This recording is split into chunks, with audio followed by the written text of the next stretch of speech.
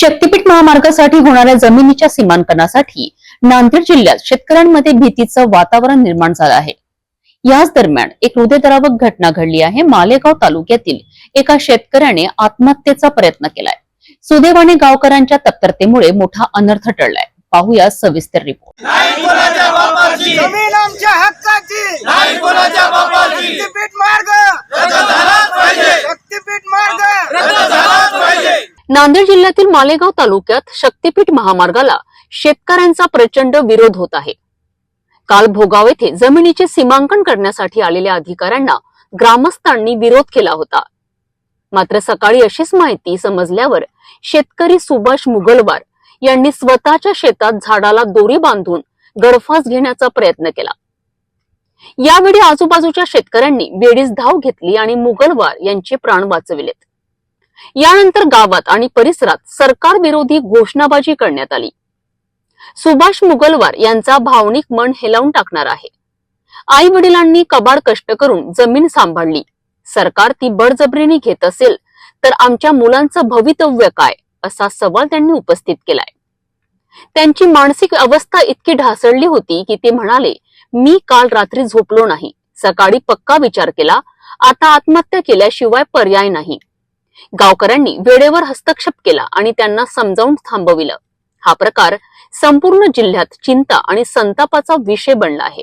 मालेगाव येथील शेतकरी सुभाष नारायणराव मुरलवार, माझी जमीन अर्धापूर तालुक्यात मालेगाव येथे हायवे रोड टच आहे। माझ्या आई वडिलांनी कबाड कष्ट करून ही आमच्या जीवनासाठी सांभाळून ठेवलेली आहे। ह्या जमिनीमधून आता शक्तीपीठ हा महामार्ग जात असल्यामुळं आम्ही वारंवार सरकारला सांगून सुद्धा सरकार याच्यावर कसलीच भूमिका घेत नाही। काल भोगाव येथे अधिकारी सगळे आले, तिथं सुद्धा आम्ही त्यांना सांगितलं याच्यानंतर येऊ नका। आज असं कळालं की मालेगाव इथे येणार आहेत। काल काल दिवस झालं, काल रात्र झाली, काहीच बंधन झालं। सरकार विचार करू मला झोप नको। मी आज एकच सकाळी मी माझ्या मनावर विचार पक्का केला, आज मला आत्महत्या केल्याशिवाय पर्याय नाही। माझी तर सोडा, माझ्या गावातील आजूबाजू गावातील सगळ्या लोकांची सरकार जमीन घेत आहे। सरकारला वारंवार सांगून सुद्धा सरकार याच्यावर काही विचार करत नाही। सरकार म्हणते समाज त्यांचे समाज आहे। आज ही जमीन मला कशाही प्रश्नाने कितीही मागणी तरी द्यायची नाही। आज माझ्या वडिलांना माझ्या नावची ठेवली, आज मी माझ्या लेकराच्या नावची ठेवतो।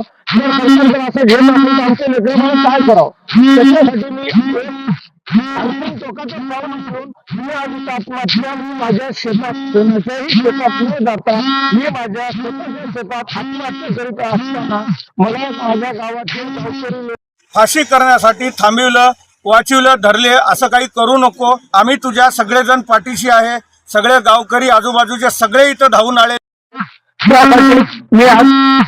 शेतकऱ्यांच्या वेदना कोण ऐकणार? शक्तीपीठ महामार्गासाठी होणारी जमीन ताब्यात घेण्याची प्रक्रिया जर पारदर्शक आणि न्याय नसेल तर अशी आत्महत्या करण्याची वेळ अनेकांवर येईल। सरकारने वेळीच जागं होऊन समाधानकारक तोडगा काढणं अत्यंत आवश्यक आहे।